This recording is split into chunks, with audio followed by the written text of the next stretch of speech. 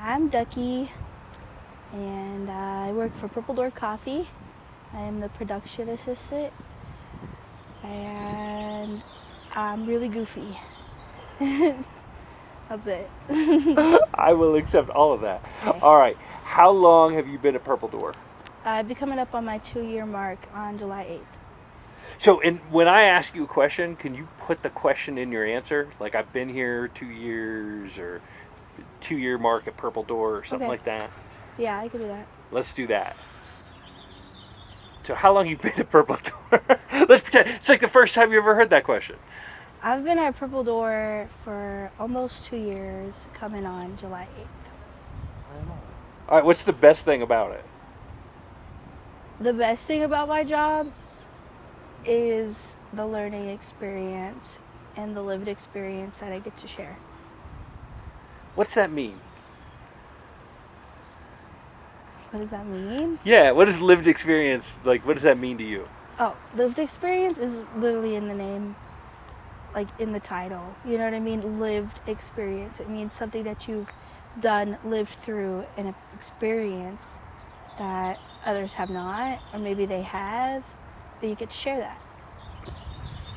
So, all right. So now I'm going to invite you. Share it. Share your lived experience with me. My lived experience? All of it. The whole thing. Right now. Go. Oh my gosh. Or just a piece.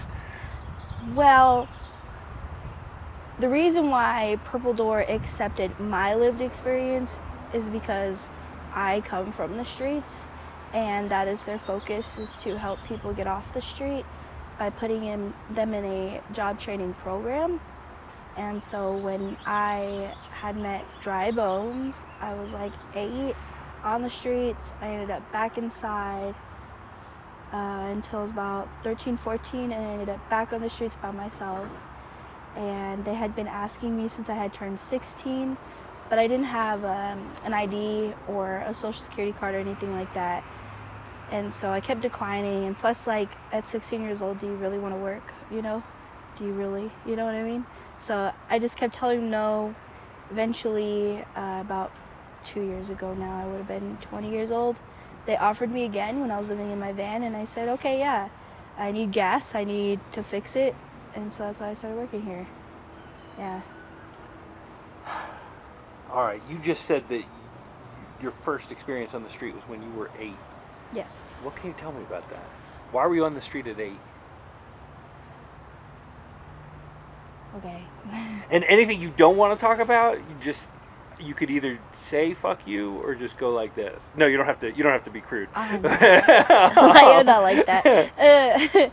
My first experience on the streets when I was 8 was because my mother was not being the parent that we needed her to be.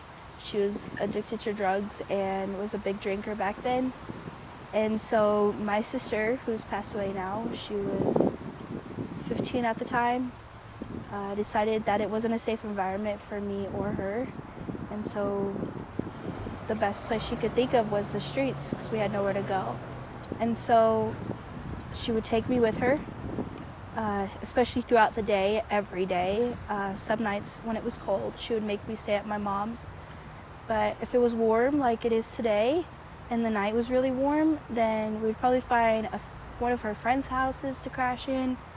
Like, we would sneak through the window, or, you know, we would find a little, a nook somewhere in the city where the wind wasn't blowing and it wasn't cold. And we would just pile pillows and blankets in cardboard boxes. I mean, they would do that. And then they'd lay me down and I'd go to bed, and we'd wake up and it'd be morning again. So that's why we were out there. It's because our parents were not in our lives like they should have been. Out of curiosity, what's your relationship with your folks now? Now, Yeah. weird. I don't talk to my father. I never have. He caused a lot of trauma to me and is a sexually abusive predator. So I don't speak or talk to him. Seen him once this year for the first time in years for a funeral. That was weird. My mom and I, our relationship is also weird. but we don't really keep in contact too much. We'll talk to each other on the phone maybe once a month just to like say hey, but I don't see her often, and I don't go to her house. I will never go to her house. It's too traumatic for me. Yeah, I don't like it there.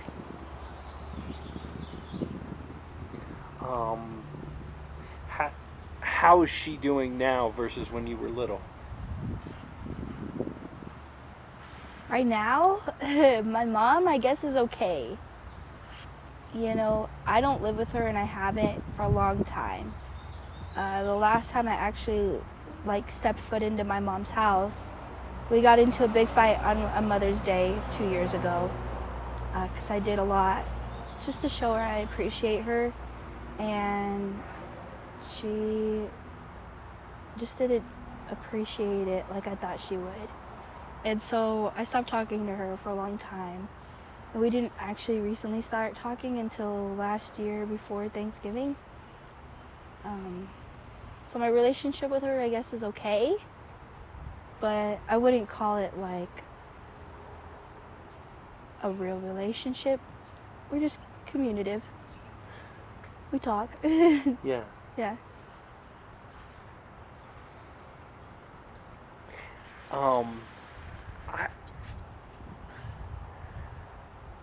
Stretching. sorry. No, that's okay. No, that's okay.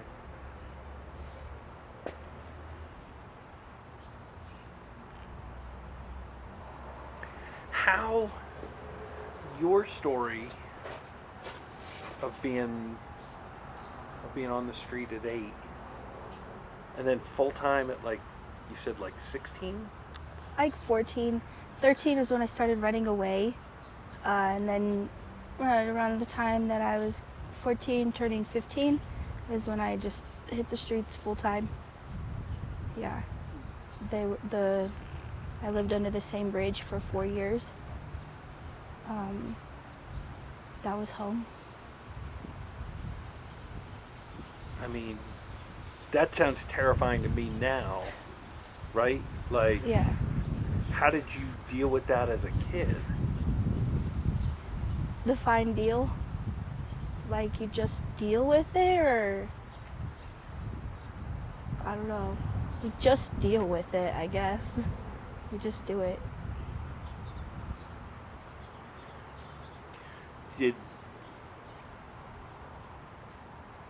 Who did you hang out with when you were living under that bridge? Sometimes nobody, and sometimes everybody. The bridge was no more than like 6 feet by 6 feet. Underneath it was one of those sewer drain bridges. But sometimes we would have up to 20 people camping under there with us, and it'd be really warm, especially in the winter. And sometimes it would be just me. It just depended. On the streets, we're all kind of a family.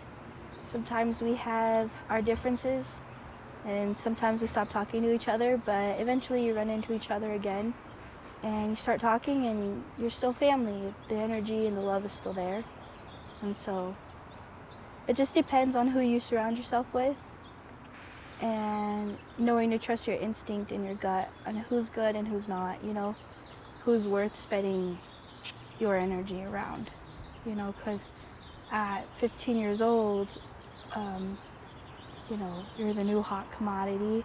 You're like young, so, you know, of course your body's like put together very well as a woman, and you're growing, and so a lot of eyes are on you, and some eyes are negative and some eyes are positive, and some people have good intentions but don't know what you need, and so push a lot on you.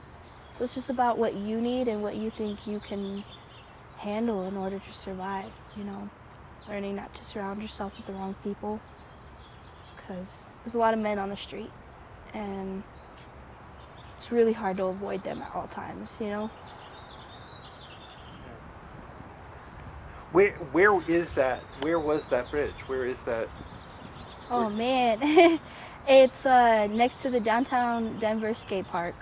Let's say you're on, I think that street's Little Raven, I believe. Here's let's say you're facing the skate park from the street. and there's a green pedestrian bridge that you can walk over that is parallel to a vehicle bridge. You're gonna cross that and head down the river, and literally 10 feet from the ramp down to the river is my bridge that I slept in for years. It's cemented off now.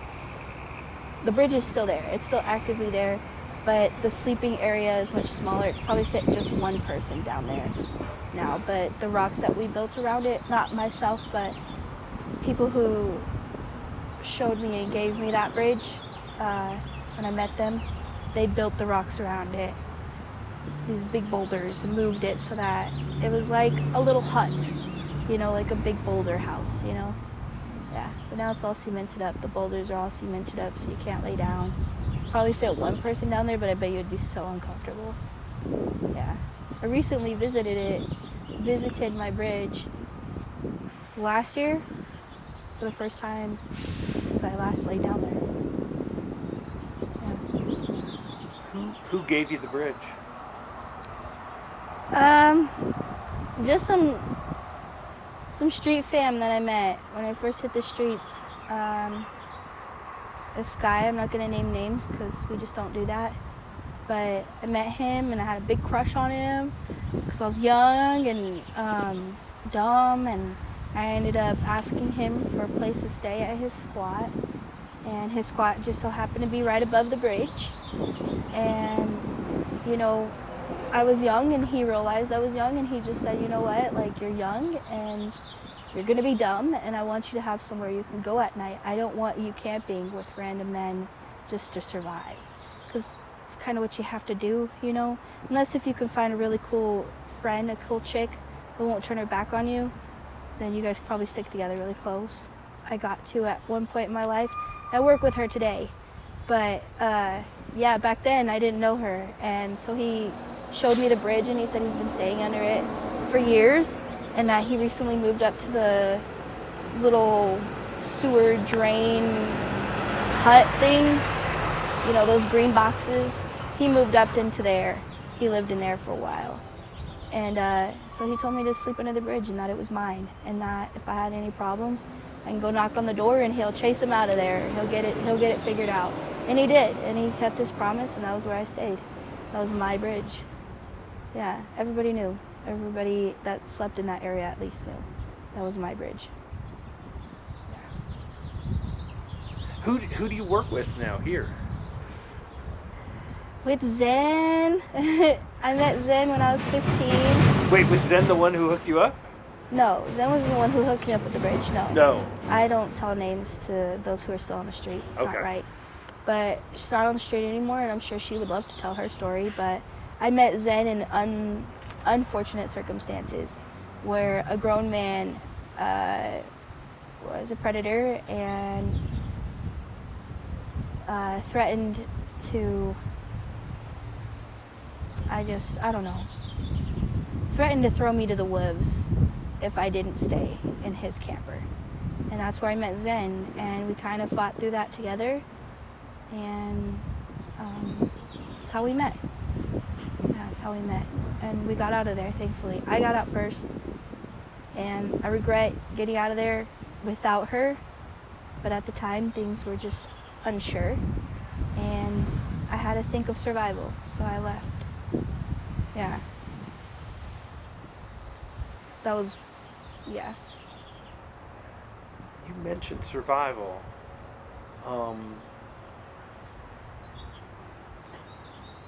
What's an easy day when you're 12 or 13 or 14 and on the street surviving for yourself? And then maybe, what's a hard day? Okay, well, let's say at 15 years old, because at 14 I was still relying on couch surfing kind of thing. But at 15 I was definitely laying under that bridge on the rocks, you know. A good day of survival is, at the age of 14, a good day of survival would probably be food in your tummy, seeing good friends, maybe got kicked down, some new clothes, and your sleeping bag and your backpack is still intact and not stolen, and the bridge is still there. that's a good day of survival. That's an easy day of survival. Probably my worst day of survival is when I was going to school and I kept my computer on my person at all times. This is going through online school. And I got it stolen. Same day I got it stolen, I got my phone stolen. Same day I got my phone stolen, my sleeping bag and every clothing and first aid and everything that I had got taken by police when they come and they sweep your camp. All got taken.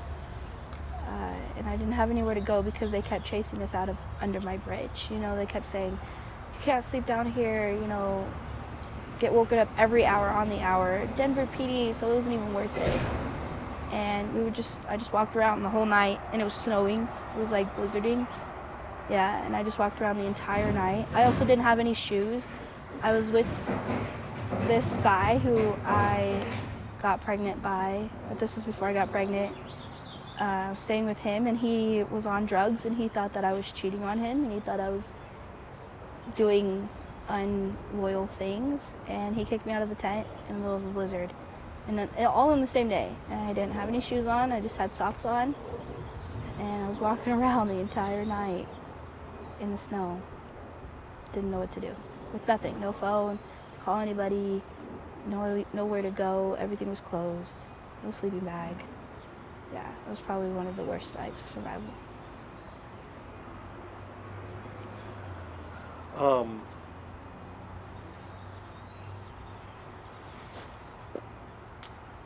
How you doing with this interview? Fine. You're good? Yeah. These are things that happen, but I've gone past those things because I'm not there anymore.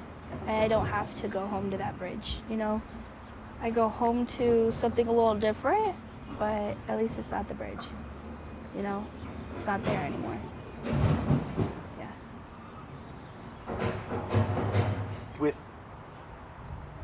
Purple Door, what's it meant having this place for the last 2 years?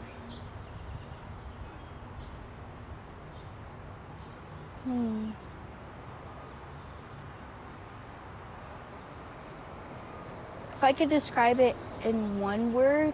Wait, you gotta put the it in there. Purple Door. If I could describe Purple Door in one word over the last 2 years, I would say, we'll say a couple of words actually. I'd say a deep breath. Yeah, a deep breath. Because it's, I mean, it's more than that. It's safe. It's a learning experience. It's somewhere I can breathe again. It's somewhere where there's new challenges. It's just a deep breath, you know, as you continue in life. You just go through different things and you learn different things. And throughout those different things, when you figure it out and you pass that milestone, just take a deep breath. It's not bad at all. I definitely want to talk to you again and more. I don't want to beat you up today. You know what I mean? I don't want to just go through all the stuff. But I do. Speaking of beating you up, I have one question. Can you tell me what happened to your arm? No. You can't? Oh, okay. No, not for the camera. Oh. I mean, I got hit by a car, but like, I don't want to tell the world that. Like, I got hit by a car.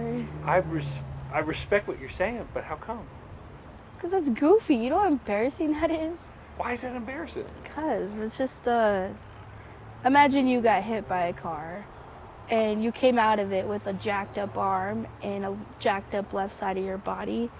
And a lot of people keep coming up to you and they keep saying, what happened to your arm? What happened to your arm?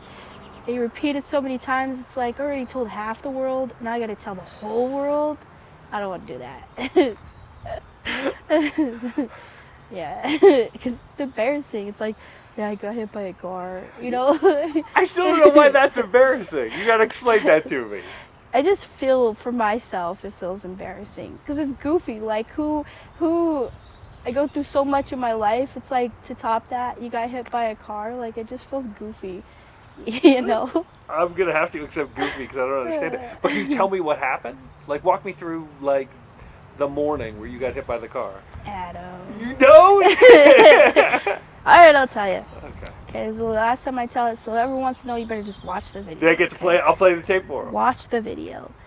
I was on my way to work, and it's a really goofy story. I was on my way to work on my scooter, and I was at like 14th and Stout, headed to the light rail, and the crosswalk said go.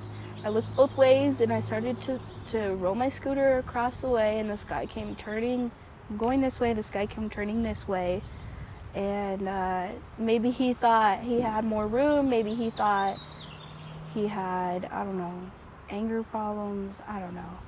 But he sideswiped me on his driver's side. And my scooter went flying across the street, and I went sliding on my left side and hit my elbow on the concrete, hit my head on the concrete, and ended up by his back tire. I wrapped around the car, ended up by his back tire, and then I got up, I grabbed his wheel, and I got up, and I went to the driver's side window, and I said, "What the hell, you just hit me." And he screamed at me through his window and said, he said something like, "Get out of the way," or "Stay out of the road," or something like that. Something out of his direction, pretty much, you know what I mean? And so, at the same time, he started to drive away, and I was like, what the heck? The train, ding, ding, ding, comes past me, and I'm like, oh shit, I gotta catch the train. So I got on my scooter, and I went to go catch the train, and it passed me. I didn't make it in time. Called my boss, and I said, damn it, I'm gonna be late for work. I was on my way, but I got hit by a car, so I have to wait for the next train. He's like, you got hit by a car? And I was like, yeah, well, I missed the train is what I'm trying to say, so I'm gonna be late.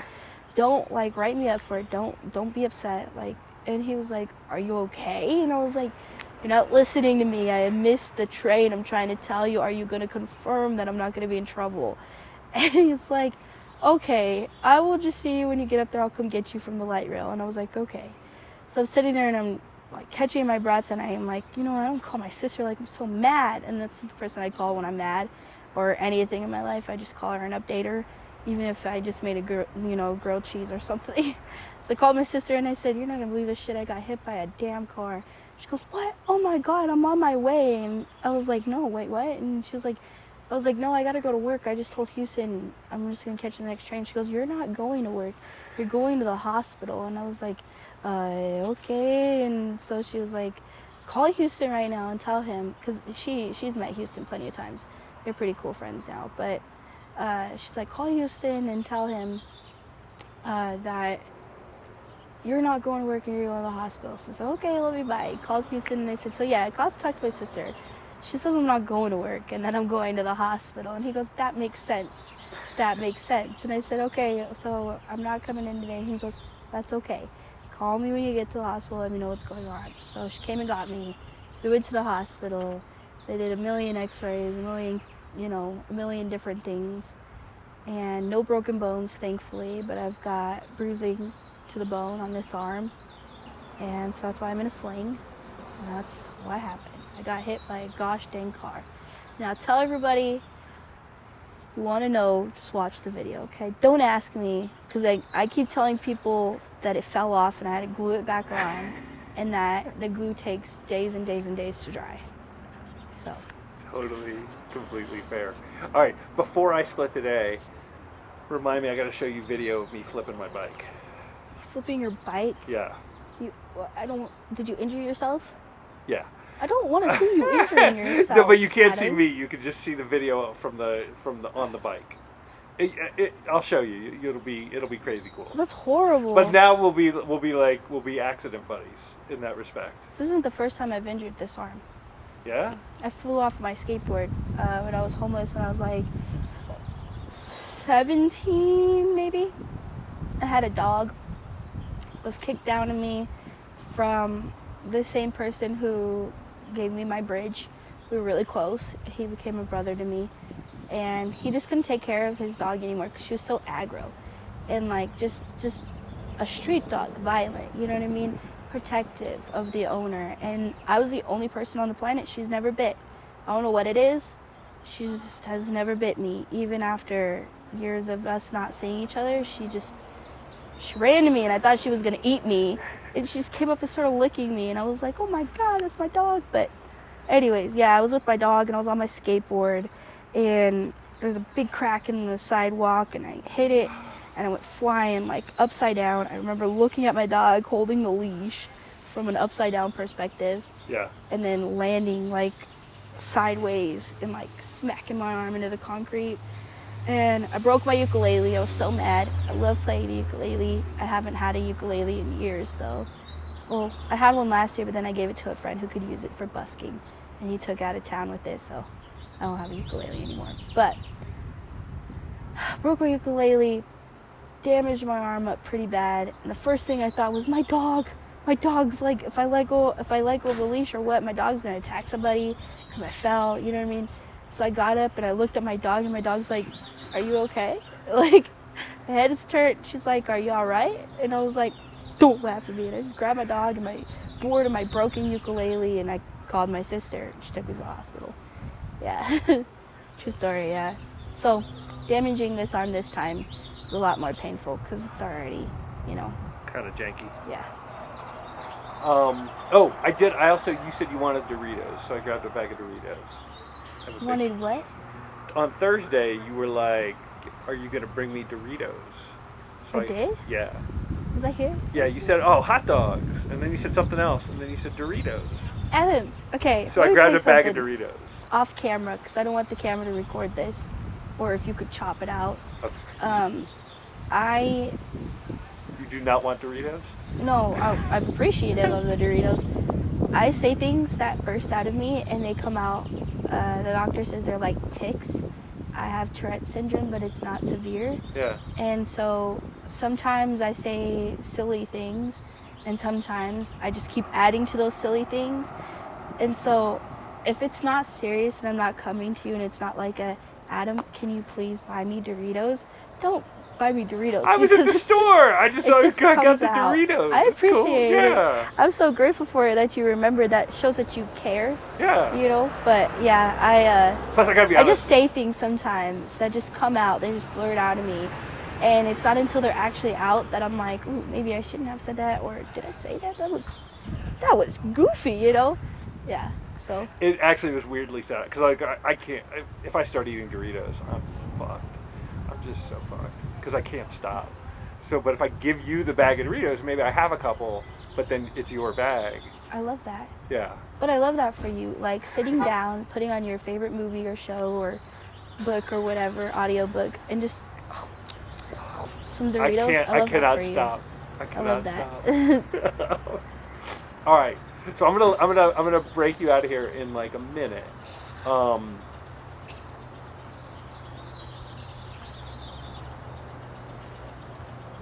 You in your 2 years, I want you to tell me how many people you've seen come through this program, but also tell me like what are the obstacles that get in people's way.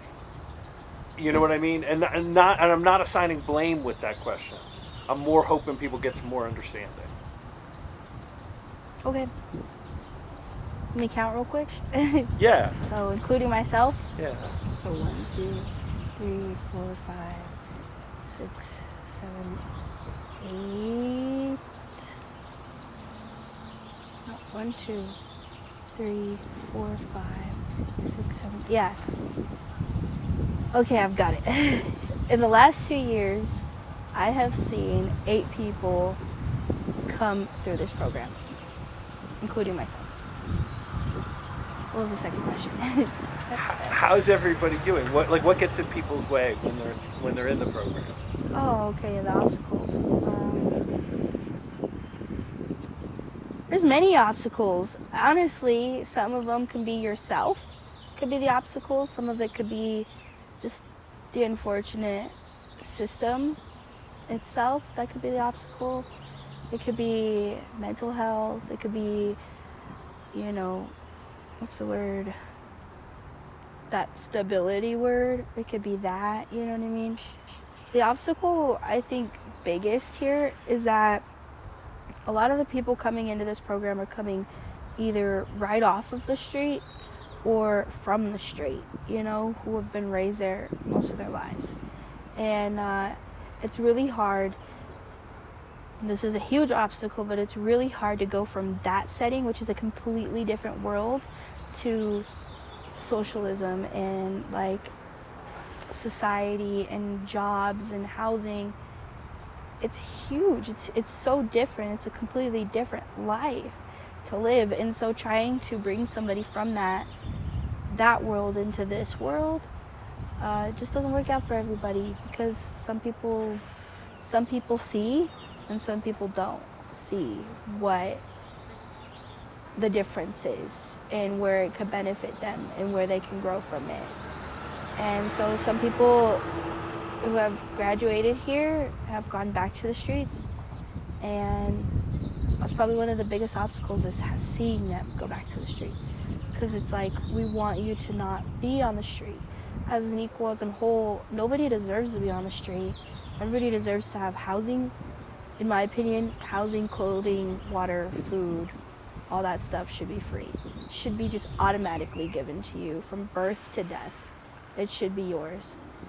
And not everybody agrees with that, so that's why we live in this world.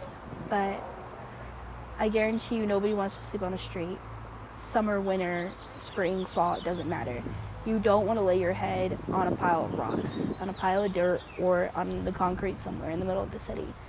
And so, in the life that we live, some people agree that you do deserve to lay on the street. And that sucks that people think that way, because they don't want to help you. And so you have this like mentality of, nobody gives a shit about me because I sleep my head on this concrete every day. And so what's the point in even keep going and keep pushing for this job so I can keep working my ass off every day for this stability that everybody talks about. But it's the reality that housing is something that everybody deserves to have. But if you want to live in a camper, that's stability in itself. If you want to move from, on the ground with no blankets to a sleeping bag, that's the start of your stability, following the things that you need in order to survive. And so that's a huge obstacle, is people are trying to remember their worth and remembering that it's okay to say what you need. It's okay to know what you want, and it's okay to speak about that. And some people forget about that. They forget that they have a voice in this society, which is unfortunate, because you do. You just have to speak it. You just have to say it into the existence, and somebody will listen. Not everybody's gonna listen, but somebody will. Somebody will hear you and say, I've got that. I've got that sleeping bag. I've got that housing. I've got that camper. I've got that tent. Let me help you. You know what I mean? It's just keep speaking it. Keep speaking it. Because if somebody thinks that their Lamborghini is important, then your sleeping bag is important. That's just the biggest obstacle that we see here. Is people don't think or don't know that they're enough to keep moving on to the next step, And some people are content with where they're at.